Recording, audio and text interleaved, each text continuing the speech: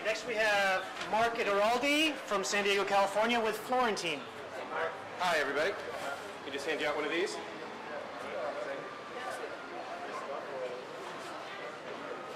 Thank you.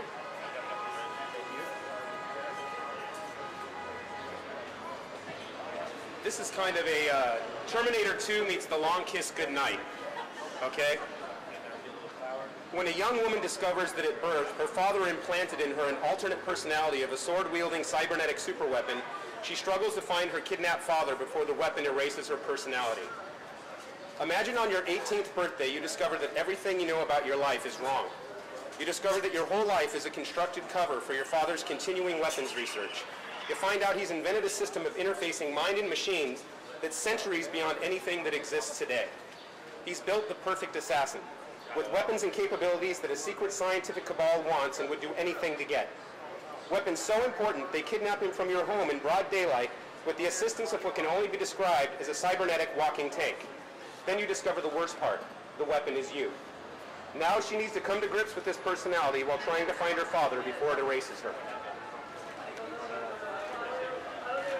Just to get something out there, we have something called 9-volt, which has some similarities.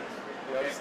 And you're going to run into that a lot when you're dealing with cybernetics, robots. I mean, that's just going to happen. There's a lot of, and Gail would know probably more than I would, but there's a lot of that stuff floating around, especially Hollywood, of concepts that sound similar to this. What's the core here? What's the, obviously she's not happy about finding out she's a robot, but where do we go from there? It's pretty much about rebuilding your life. It's finding out that, you know, when everybody's 18 years old, they're insecure, they're wondering who they are, is their life really serious, what are they going to do? And it's about at 18 years old and having all those fears completely justified. Finding out that all those things you were worried and scared about are absolutely 100% true and in your face. She's a mechanism? Is she a robot? She's a human being, but she has cybernetics inside of her. Her father's implanted this device that lets her interface with machines and built this suit of powered armor.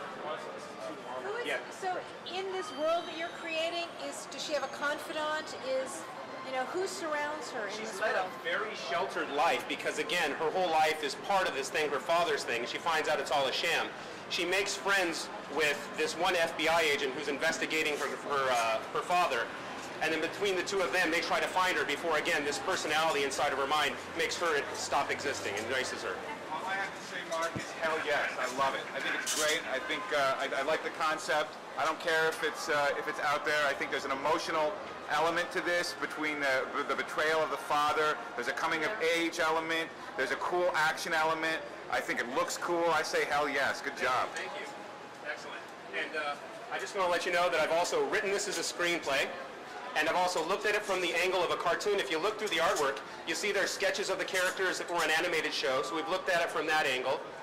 I've looked at it if it were an actual theatrical movie, so I've written a screenplay for that.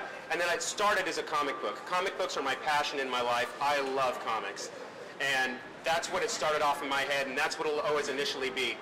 And no, I'm just the writer. I've had some of my friends work on this with me. And I just want to say I brought you guys my baby. And this is something I love and I believe in. So thank you very much for your time. Thanks. Good show.